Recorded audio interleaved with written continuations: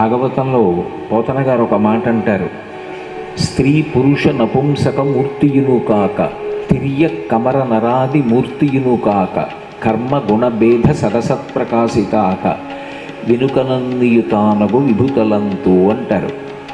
నిజానికి ఈశ్వరుడు ఒక రూపాన్ని పొందినటువంటి వాడు కాడు.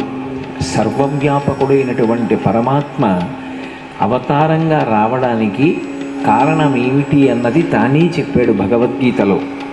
పరిత్రాణాయ సాధూనాం వినాశాయ చ దుష్కృతాం ధర్మ సంస్థాపనార్థాయ సంభవామి యుగే యుగే.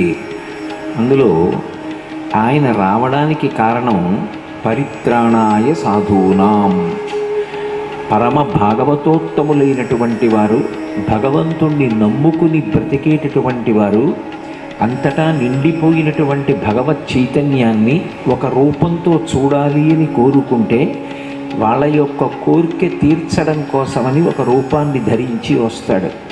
అలాగే వినాశాయచ దుష్కృతాం, ఎప్పుడెప్పుడు సమాజమును పాడు చేసేటటువంటి వ్యక్తులు, ధర్మ వ్యతిరేకమైనటువంటి స్వభావము కలిగినటువంటి వారు పెరిగిపోతారో అటువంటి వారిని సంహరించడం కోసం వస్తూ ఉంటాడు.